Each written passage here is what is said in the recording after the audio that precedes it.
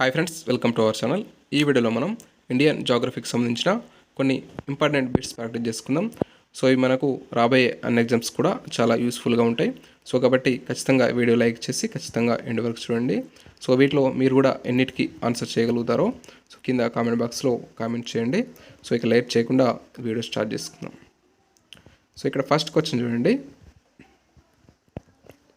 భారతదేశం వైశాల్యం ప్రపంచ భూభాగంలో ఎంత శాతం ఉంటుంది? భారతదేశం యొక్క వైశాల్యం ప్రపంచ భూభాగంలో ఎంత శాతం ఉంటుంది? సో మనకు దీనికి సంబంధించిన ఆన్సర్ వచ్చేసి 2.4. సో భారతదేశ వైశాల్యం ప్రపంచ భూభాగంలో 2.4% ఉండడం జరుగుతుంది. సో మనకు భారతదేశ వైశాల్యం కనుక చూసినట్లయితే సో 32,87,263 చదరపు కిలోమీటర్లుగా చెప్పుకోవచ్చు. భారతదేశం యొక్క మొత్తం వైశాల్యం 32,87,263 చదరపు కిలోమీటర్లు. ఇక్కడ 2.4% అనేది ఆన్సర్గా చెప్పుకోవచ్చు. Okay, so next second question చూసినట్లయితే చూడండి. ఇక్కడ భారతదేశంలో అరుణాచల్ ప్రదేశ్కు గుజరాత్కు మధ్య సరాసరి ఎన్ని రేఖాంశాలు ఉంటాయి? సో అరుణాచల్ ప్రదేశ్కు మరియు గుజరాత్కు మధ్య సరాసరి ఎన్ని రేఖాంశాలు ఉంటాయంటే ఇక్కడ మనకు దీనికి సంబంధించిన ఆన్సర్ వచ్చేసి ఆప్షన్ 3. సో 30 రేఖాంశాలు ఉండడం జరుగుతుంది. అరుణాచల్ ప్రదేశ్ మరియు గుజరాత్కు మధ్య సరాసరి 30 రేఖాంశాలు ఉండడం జరుగుతుంది. Okay, so next third question చూసినట్టయితే భారతదేశంలో విస్తీర్ణం పరంగా మూడో పెద్ద రాష్ట్రం ఏది? భారతదేశంలో విస్తీర్ణం పరంగా మూడవ పెద్ద రాష్ట్రం ఏది అన్నాడు. సో మనకు భారతదేశంలో విస్తీర్ణం పరంగా చూసినట్టయితే ఫస్ట్ మనకు సో విస్తీర్ణం పరంగా పెద్ద రాష్ట్రం వచ్చేసి రాజస్థాన్, ఆ తర్వాత మధ్యప్రదేశ్, ఆ తర్వాత మహారాష్ట్ర. సో మనకు విస్తీర్ణం పరంగా పెద్ద రాష్ట్రాలు వచ్చేసి రాజస్థాన్, మధ్యప్రదేశ్, మహారాష్ట్ర. సో ఇందులో మనకు మూడవ పెద్ద రాష్ట్రం అడిగాడు కాబట్టి మనకు ఆప్షన్ 2 అనేది ఇక్కడ మనకు రైట్ ఆన్సర్గా చెప్పుకోవచ్చు. మహారాష్ట్ర అనేది ఇక్కడ right answer. Okay, so next fourth question చూడండి. జమ్మూ కాశ్మీర్, లడఖ్ ఏ తేదీన కేంద్రపాలిత ప్రాంతాలుగా ఏర్పడ్డాయి? జమ్మూ కాశ్మీర్ మరియు లడఖ్ ఏ తేదీన కేంద్రపాలిత ప్రాంతాలుగా ఏర్పడడం జరిగిందంటే అక్టోబర్ 31, 2019. అక్టోబర్ 31, 2019 రోజున జమ్మూ కాశ్మీర్, లడఖ్లు కేంద్రపాలిత ప్రాంతాలుగా ఏర్పడడం జరిగింది. Okay, so next fifth question చూసినట్టయితే కింది ఏ రాష్ట్రాన్ని కామరూప అని కూడా అంటారు? ఏ రాష్ట్రాన్ని కామరూప అని అంటారంటే మనకి ఈ క్వశ్చన్ సంబంధించి రైట్ ఆన్సర్ వచ్చేసి అస్సాం. సో అస్సాం రాష్ట్రాన్ని కామరూప అని అనడం జరుగుతుంది. Okay, so next sixth question చూసినట్టయితే భారతదేశంలో 27వ రాష్ట్రంగా ఏర్పడినది ఏది? సో భారతదేశంలో 27వ రాష్ట్రంగా ఏర్పడిన రాష్ట్రం ఏదంటే మనకు ఇక్కడ ఈ క్వశ్చన్ సంబంధించి రైట్ ఆన్సర్ వచ్చేసి జార్ఖండ్. సో జార్ఖండ్ అనేది భారతదేశంలో 27వ రాష్ట్రంగా ఏర్పడడం జరిగింది. ఓకే, సో నెక్స్ట్ చూసినట్టయితే సో విస్తీర్ణ పరంగా ప్రపంచంలో భారతదేశం కన్నా ముందు ఉన్న దేశం ఏది? విస్తీర్ణ పరంగా ప్రపంచంలో భారతదేశం కన్నా ముందు ఉన్న దేశం ఏది అని అడిగాడు. సో ఇందులో మనం ప్రపంచంలోని విస్తీర్ణం పరంగా భారతదేశం ఎన్నో స్థానంలో ఉంది? 7. సో మన ప్రపంచంలో భారతదేశం విస్తీర్ణంలో 7వ స్థానంలో ఉండడం జరిగింది. సో ఇందులో చూసుకున్నట్టయితే మనకు మొదటిగా రష్యా దేశం ఉండడం జరిగింది. రష్యా మొదటి స్థానం, ఆ తర్వాత కెనడా.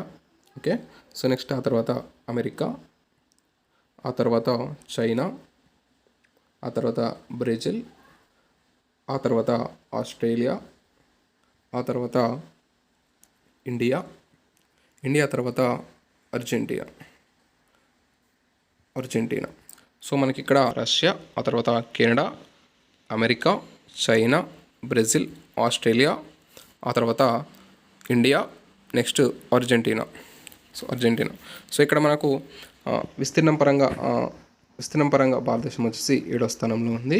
ఇక్కడ మనకు ఇండియాకు ముందు ఉన్న దేశం ఆస్ట్రేలియా. మనకి ఇక్కడ ఏమడిగాడు? విస్తీర్ణ పరంగా ప్రపంచంలో భారతదేశం కన్నా ముందు ఉన్న దేశం ఏదన్నాడు. సో భారతదేశం కన్నా ముందు ఉన్న దేశం వచ్చేసి ఆస్ట్రేలియా.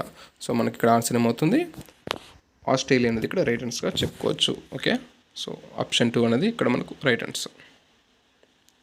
సో నెక్స్ట్ చూసినట్టయితే 8th క్వశ్చన్ చూడండి. విస్తీర్ణం పరంగా ప్రపంచంలో భారతదేశం తర్వాత ఉన్న దేశం ఏది? సో భారతదేశం తర్వాత ఉన్న దేశం ఏదంటే మనకు ఇక్కడ చూసినట్టయితే అర్జెంటీనా అనేది భారతదేశం తర్వాత ఉండడం జరిగింది. మీకు ఇంతకుముందుకే చెప్పాను. సో మొదటి ప్లేస్లో రష్యా, ఆ తర్వాత కెనడా, ఆ తర్వాత అమెరికా, ఆ తర్వాత చైనా, ఆ తర్వాత బ్రెజిల్, ఆస్ట్రేలియా, ఆ తర్వాత ఇండియా, నెక్స్ట్ చూసినట్టయితే అర్జెంటీనా. ఇందులో మనకు భారతదేశం తర్వాత ఉన్నది అర్జెంటీనా. ఓకే, భారతదేశంకు ముందు ఉన్నది వచ్చేసి ఆస్ట్రేలియా. ఇవి గుర్తుపెట్టుకోండి. Okay right. సో నెక్స్ట్ క్వశ్చన్కి వెళ్ళిపోదాం. నెక్స్ట్ ఇక్కడ 9th క్వశ్చన్ చూడండి. సో ఇక్కడ చూసినట్టయితే విస్తీర్ణం పరంగా రెండో పెద్ద కేంద్రపాలిత ప్రాంతం ఏది? విస్తీర్ణం పరంగా రెండో పెద్ద కేంద్రపాలిత ప్రాంతం కనుక మనం చూసినట్టయితే విస్తీర్ణ పరంగా మొదటి కేంద్రపాలిత ప్రాంతం ఏంటంటే లడక్ అనేది విస్తీర్ణ పరంగా మొదటి కేంద్రపాలిత ప్రాంతంగా చెప్పుకోవచ్చు. ఆ తర్వాత రెండవ కేంద్రపాలిత ప్రాంతం వచ్చేసి జమ్మూ కాశ్మీర్ తర్వాత అండమాన్ నికోబార్, ఆ తర్వాత ఢిల్లీ ఉంటుంది. సో ఈ విధంగా ఉంటాయి.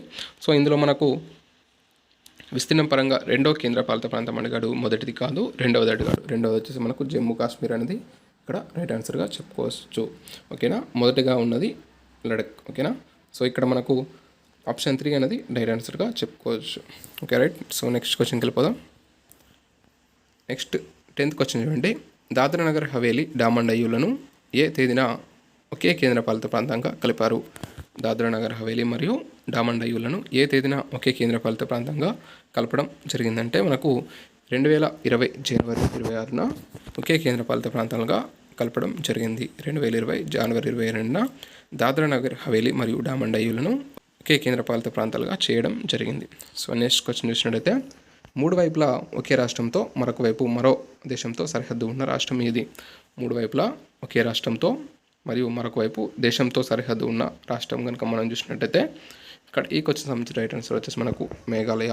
సో మేఘాలయ అనేది మూడు వైపులా ఒకే రాష్ట్రంతో సరిహద్దును కలిగి ఉంది. సో నెక్స్ట్ 12th క్వశ్చన్ చూసినట్టయితే భారతదేశంలో ఎన్ని భూపరివేష్టిత రాష్ట్రాలు ఉన్నాయి? భారతదేశంలోని భూపరివేష్టిత రాష్ట్రాలు కనుక చూసినట్టయితే మనకు 5 భూపరివేష్టిత రాష్ట్రాలు ఉండడం జరిగింది. సో భూపరివేష్టిత రాష్ట్రాల్లో మొదటగా మనం చూసుకున్నట్టయితే మధ్యప్రదేశ్, అలాగే ఛత్తీస్గఢ్, నెక్స్ట్ జార్ఖండ్, అలాగే హర్యానా, అదేవిధంగా తెలంగాణ. ఓకే, ఛత్తీస్గఢ్, మధ్యప్రదేశ్, జార్ఖండ్, తెలంగాణ, అదేవిధంగా హర్యానా. సో ఈ 5 దేశాలను మనం భూపరివేష్టిత రాష్ట్రాలుగా చెప్పుకోవచ్చు. Okay, so next 13th question చూసినట్టయితే భారతదేశంలో భూపరివేష్టిత రాష్ట్రాల్లో చిన్నది ఏది అని అడిగాడు. సో ఇక్కడ మనకు భూపరివేష్టిత రాష్ట్రాల్లో చిన్నది కనుక మనం చూసినట్టయితే హర్యానా అనేది భూపరివేష్టిత రాష్ట్రాల్లో చిన్నదిగా చెప్పుకోవచ్చు. మనకు భూపరివేష్టిత రాష్ట్రాల్లో పెద్దది వచ్చేసి మధ్యప్రదేశ్, చిన్నది హర్యానా, గుర్తుపెట్టుకోండి.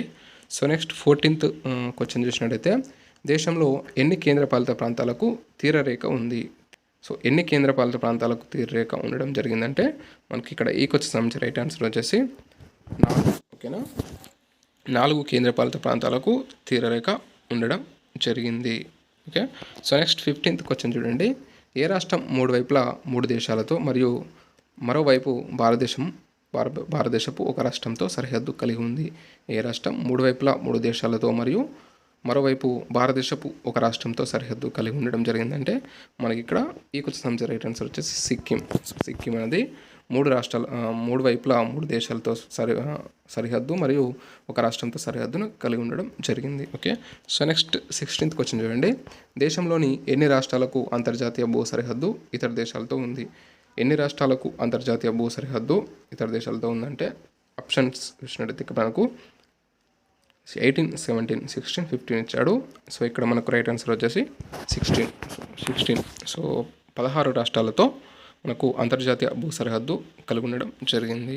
సో నెక్స్ట్ 17th క్వశ్చన్ చూసినట్టయితే దేశంలోని ఎన్ని రాష్ట్రాలకు తీరరేఖతో పాటు అంతర్జాతీయ భూ సరిహద్దు ఉంది? ఎన్ని రాష్ట్రాలకు తీరరేఖతో పాటు అంతర్జాతీయ భూ సరిహద్దును కలిగి ఉండడం జరిగిందంటే 2 రాష్ట్రాలతో తీరరేఖతో పాటు అంతర్జాతీయ భూ సరిహద్దును కలిగి ఉండడం జరిగింది. సో నెక్స్ట్ 18th క్వశ్చన్ చూసినట్టయితే మన దేశంలో అతి పొడవైన అంతర్జాతీయ భూ సరిహద్దు ఉన్న రాష్ట్రం ఏది? మన దేశంలో అతి పొడవైన అంతర్జాతీయ భూ సరిహద్దు ఉన్న రాష్ట్రం కనుక మనం చూసినట్టయితే పశ్చిమ బెంగాల్. సో మన దేశంలో అతి పొడవైన అంతర్జాతీయ భూ సరిహద్దు ఉన్న రాష్ట్రం పశ్చిమ బెంగాల్గా చెప్పుకోవచ్చు. సో నెక్స్ట్ 19th క్వశ్చన్ చూసినట్టయితే క్రింది వాటిలో భూపరివేష్టిత కేంద్రపాలిత ప్రాంతం ఏది? భూపరివేష్టిత కేంద్రపాలిత ప్రాంతం ఏది అని మనం చూసినట్టయితే ఇక్కడ ఈ క్వశ్చన్ సంబంధించిన రైట్ ఆన్సర్ చండీగఢ్. సో కింది వాటిలో భూపరివేష్టిత కేంద్రపాలిత ప్రాంతం ఏది అని అడిగాడు. సో భూపరివేష్టిత కేంద్రపాలిత ప్రాంతం వచ్చేసి Chandigarh. Okay, so next 20 question చూడండి, లాస్ట్ క్వశ్చన్. భారత్తో చైనాకు ఉన్న భూ సరిహద్దు దాదాపుగా ఎన్ని కిలోమీటర్లు? భారత్తో చైనాకు ఉన్న భూ సరిహద్దు అనేది దాదాపుగా ఎన్ని కిలోమీటర్లు ఉండడం జరిగింది? సో ఈ క్వశ్చన్ సంబంధించి రైట్ ఆన్సర్ మనకు 3488 చదరపు కిలోమీటర్లు. సో భారత్తో చైనాకు ఉన్న భూ సరిహద్దు 3488 కిలోమీటర్లుగా చెప్పుకోవచ్చు. సో ఓకేనా. సో ఇవి మనకు ఈరోజు ఈ యొక్క జాగ్రఫీకి సంబంధించిన కొన్ని ముఖ్యమైన ఇంపార్టెంట్ బిట్స్. సో మనకు బేసిక్ పాయింట్స్ అనేవి ఖచ్చితంగా తెలియాలి. సో మనకు ఈ యొక్క ఇండియాకి సంబంధించి మనకు ఇండియన్ జాగ్రఫీకి సంబంధించిన బిట్స్ ఇవన్నీ కూడా. సో ఇలాంటి బిట్స్ మరిన్ని చేసుకుందాం. సో కాబట్టి ఖచ్చితంగా మీరు ఈ వీడియోకి మీకు నచ్చినట్లయితే ఖచ్చితంగా లైక్ చేయండి, అలాగే షేర్ చేయండి, సబ్స్క్రైబ్ చేయండి. Thanks for watching. Thank you.